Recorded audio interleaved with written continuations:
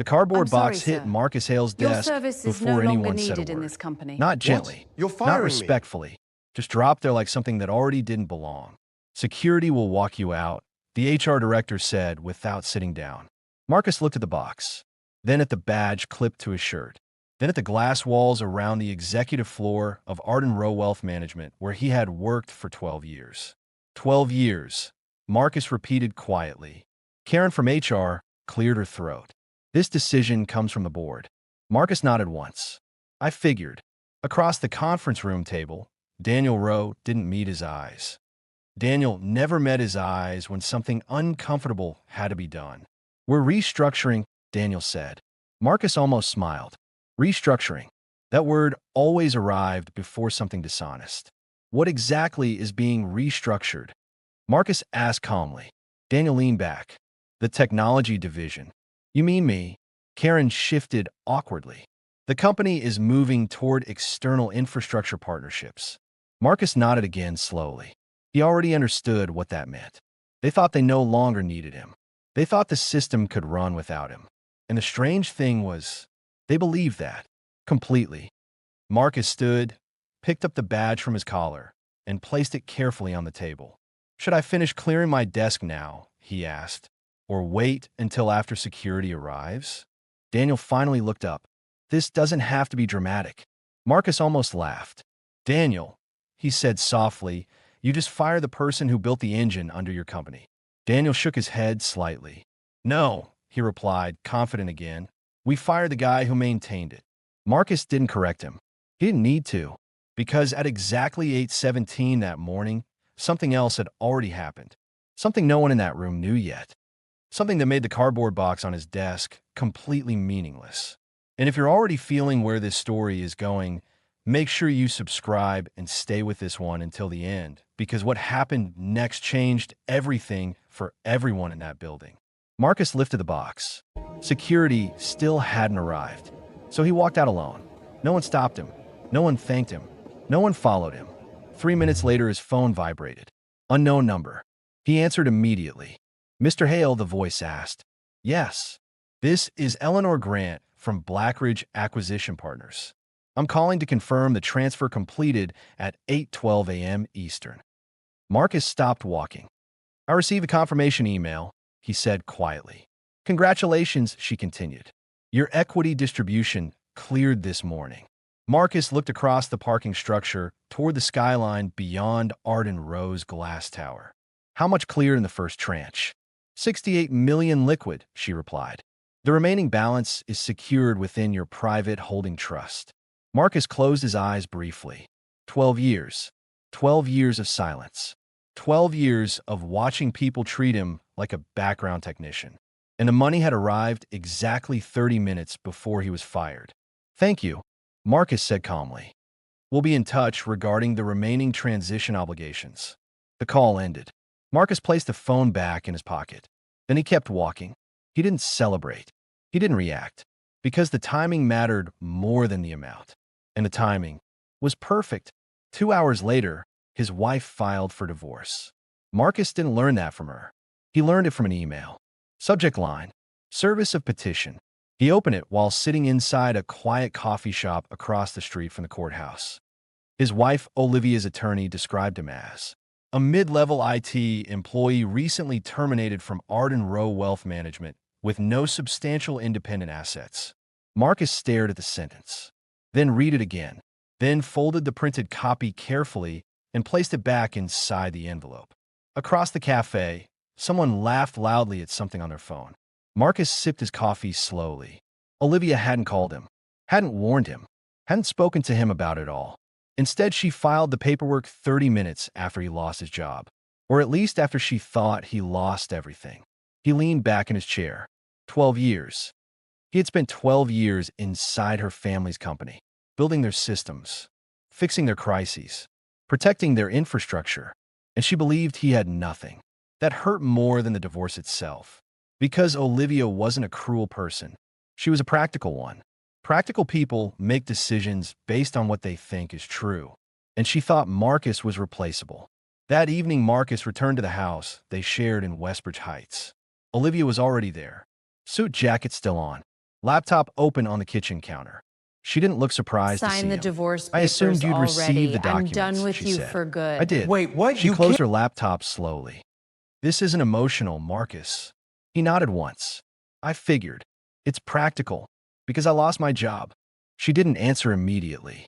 That's part of it. Marcus watched her carefully. And the rest. Olivia crossed her arms. My father thinks it's time we simplified things. Marcus almost smiled again. Simplified.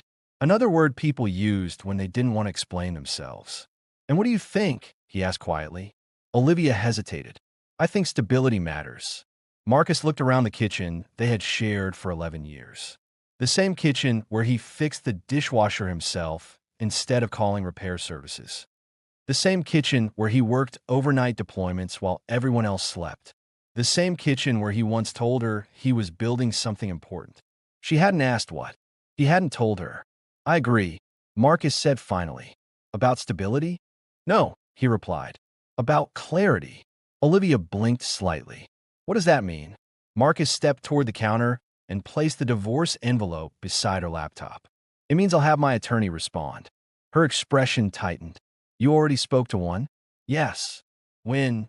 This morning. Before she could ask another question, her phone rang. She glanced at the screen, then answered immediately. Yes, Dad. Marcus listened quietly as Victor Rowe's voice carried faintly through the speaker. How did he take it? Olivia turned slightly away from Marcus. He understands. Victor's voice sharpened. Good. We don't need complications right now. Marcus leaned against the counter calmly. Olivia ended the call quickly. He's concerned about the firm, she said. Marcus nodded slowly. He should be. Olivia frowned slightly. What does that mean? Marcus picked up his coat. You'll find out soon. He walked toward the door. Marcus, she said. He paused. Yes. I didn't do this to hurt you. I know, he replied. You did this because you thought I had nothing. And then he left. The next morning at 9:05 a.m., Victor Rowe received a legal notice that stopped the entire executive floor from speaking. The subject line read, Intellectual Property, Licensing Status Review. Victor read it once, then again, then handed it to Daniel. What is this? Daniel asked. Victor didn't answer immediately, because at the bottom of the document was Marcus Hale's name. And if you think they realized what they had just done at that moment, they didn't. Not yet, but they were about to. Victor Rowe read the document again, slowly this time, not because the language was complicated, because the name at the bottom didn't make sense. Marcus Hale, Zenda, Licensing Authority. Victor looked across the conference table at Daniel. What exactly does Marcus think he's doing? Daniel flipped through the pages. This says our infrastructure license is under review. Victor's voice hardened. He doesn't own our infrastructure. Daniel kept reading. Apparently he does. Silence filled the room. Victor stood up. That's not possible. Daniel slid the second page across the table. It says the system architecture we operate under was licensed through Hale Systems Group. Victor stared at the sentence. We don't contract with Hale Systems Group. Daniel looked up slowly. Yes, he said. We do. Victor's jaw tightened. No. Yes. When? 12 years ago. Victor shook his head. That was a compliance integration vendor. Daniel flipped another page. No, he corrected. That was Marcus. Across the table, the legal advisor cleared her throat carefully. Sir, the agreement appears to identify him as the originating developer. Victor turned sharply. Appears. She swallowed. Yes. Daniel kept reading. And the license clause says reassignment approval requires original author consent. Victor stared at him. So approve it. Daniel didn't move. We never reassigned it. Victor's voice dropped. What do you mean we never reassigned it? Daniel looked at the signature page again. It means the ownership never transferred. The room went quiet. Very quiet. Victor lowered himself slowly back into his chair. So the system we operate on, Daniel finished the sentence, belongs to Marcus. 3 floors below them, the client onboarding portal stopped responding. At first, no one noticed. Then compliance alerts began appearing. Then authentication requests started timing out. By 10:12 a.m., 3 advisors were standing outside IT asking why their dashboards weren't loading. At 10:26 a.m., Daniel's phone started ringing nonstop. At 10:31 a.m., Victor's assistant knocked twice before entering. "Sir," she said carefully, "we're experiencing access interruptions." Victor looked at Daniel. Daniel looked at the licensing notice again. "Call Marcus," Victor said. Daniel hesitated. "You fired him." Victor's voice hardened. "Call him." Daniel stepped in the hallway and dialed. Marcus answered on the second ring. "Yes." Daniel swallowed slightly. "Marcus, we're seeing some system instability." Marcus didn't speak immediately. Then he said calmly, "I expected that." Daniel blinked. "What does that mean?" "It means your licensing authorization expired at 9 a.m. Daniel froze. "That's not possible." "It is," Marcus replied quietly. "You received the notice yesterday." Daniel lowered his voice. "Marcus, we need to restore access." Marcus remained calm. "You already have access." "No," Daniel said quickly. "We need full operational status. That requires an updated agreement." Daniel pressed his hand against the wall. "You're serious?" "Yes. This isn't how things work." Marcus paused. "It is now." Daniel glanced back toward the executive conference room, where Victor was watching through the glass wall. "Victor wants to speak with you." Marcus answered immediately. "He can speak with my attorney." Daniel stared at the phone after the call ended. Inside the conference room, Victor stood as soon as Daniel returned. "Well," Daniel exhaled slowly. He said, "We need a new agreement." Victor's expression hardened. "Then prepare one." Daniel shook his head. "That's not what he meant." Victor stepped closer. "Explain." Daniel swallowed. "He meant a different agreement." Victor's voice dropped. "How different?" Daniel placed the licensing document on the table again. "Market rate infrastructure licensing." Victor's face changed. "He can't charge us market rate." Daniel didn't respond, because they both knew he could. Across the city, Olivia received her first message from her father at 11:04 a.m. "Call me now." She stepped outside her office immediately. "What's wrong?" Victor's voice came fast. "What exactly did Marcus tell you about his work?" Olivia frowned. "What do you mean?" "His systems. He maintained infrastructure." Victor's silence lasted 2 seconds too long. "No," he said finally. "He owned it." Olivia stopped walking. "That doesn't make sense." Victor's voice sharpened. "Apparently it does." "What are you saying?" "I'm saying the platform our firm operates on belongs to your husband." Olivia felt the sidewalk tilt under her feet. "That's impossible." Victor didn't answer, because he didn't know how to explain something he hadn't understood himself until that morning. Meanwhile, inside Arden Rowe's trading floor, advisors were already calling clients back. "Yes, we're aware of the portal delays." "Yes, temporary." "Yes, our infrastructure team is resolving it." But the infrastructure team wasn't resolving it, because the infrastructure team had been Marcus. By noon, the compliance department escalated the issue internally. By 12:17 p.m., 3 senior advisors requested emergency clarification. By 12:43 p.m., 2 clients postponed portfolio transfers. Victor watched the numbers change in real time. He turned toward Daniel again. "How long until replacement infrastructure is operational?" Daniel answered honestly. 6 months minimum." Victor's voice rose. "That's unacceptable." Daniel didn't argue. "Then we need Marcus." Victor stared at the licensing notice again. "No," he corrected quietly. "We need his permission." That afternoon, Marcus sat across from his attorney, Rebecca Sloan. She placed the documents neatly in front of him. "They're going to call again." "I know. They'll escalate." "I know." Rebecca leaned forward. "You understand your position here, Marcus?" "Yes." "You hold leverage over a firm managing billions." Marcus nodded once. "I built the system." Rebecca smiled slightly. "Yes," she said. "You did." Marcus looked out the window. "I never wanted this to be a confrontation." Rebecca closed the folder. "It isn't. It feels like one." "It's documentation," she corrected gently. Marcus thought about Olivia. About 12 years of dinners with her family. 12 years of hearing the same sentence repeated over and over. "Our tech guy." Rebecca watched him carefully. "Are you still hoping they resolve this quietly?" Marcus nodded once. "Yes." She smiled again. "They won't." That evening, Victor finally called Marcus directly. Marcus answered. "Yes." Victor didn't waste time. What exactly do you want? Marcus's voice stayed calm. A licensing agreement that reflects ownership. Victor's voice sharpened. You work for this firm? No, Marcus replied quietly. You license technology to this firm.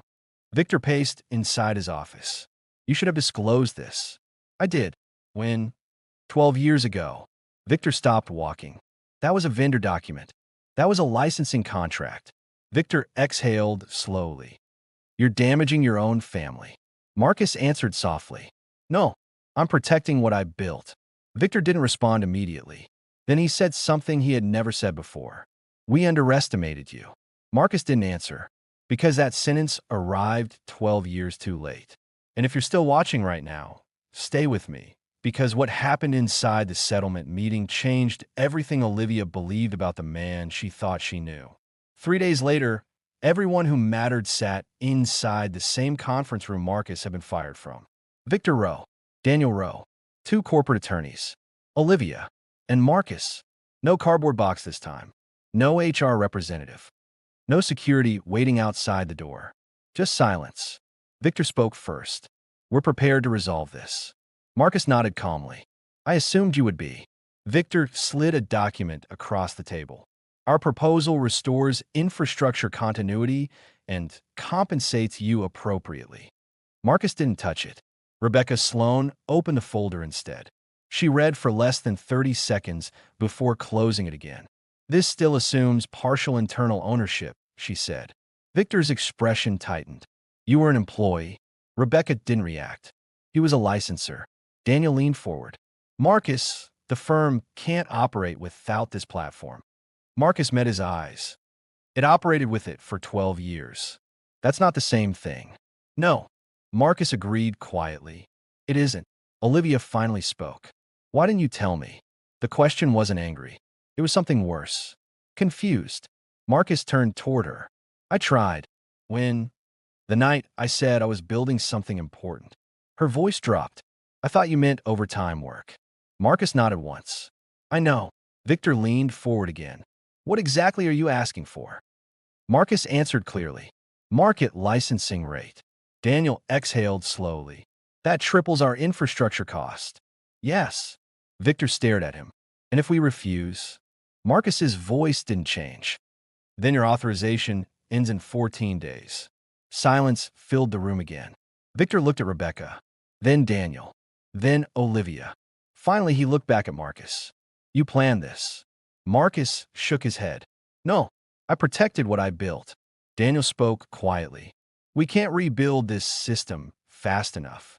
Victor knew that already. He leaned back in his chair. What else? Rebecca placed another document forward. Rétroactive usage ajustement. Victor blinked. For how long? 12 years. Daniel almost laughed in disbelief. That's impossible. Rebecca didn't respond. Marcus finally spoke again. You call me support. No one answered. You call me infrastructure maintenance. Victor lowered his eyes. You call me replaceable. Olivia looked down at the table. Marcus continued quietly. I never corrected you. Victor spoke slowly. Why not? Marcus looked around the room. Because I believed respect didn't need announcements. No one spoke after that. Victor signed the agreement first. Daniel signed second. Olivia didn't sign anything. She just watched Marcus. After the meeting ended, she followed him into the hallway. Marcus! He stopped. I didn't know. I believe you. I thought you needed the company. Marcus smiled gently. I never needed the company. She hesitated. Did you ever need me? Marcus paused. Yes. Her voice shook slightly. And now? He answered honestly. Now I need peace. She nodded slowly. I hope you find it. I think I already have. Marcus walked out of Arden Rowe Wealth Management for the last time without security beside him. Without a cardboard box. Without anyone calling him the tech guy. 6 months later, the Rowe Foundation announced a scholarship program funded by a private technology endowment supporting first-generation engineering students. 12 names were selected in its first year. None of them knew the donor personally. Marcus preferred it that way, because real power doesn't announce itself. It waits. It builds quietly. And when the truth finally arrives, it doesn't need permission. If this story stayed with you until the end, Comment below and tell me what you would have done in Marcus's position. And don't forget to like and subscribe for more stories about people they underestimated until it was too late.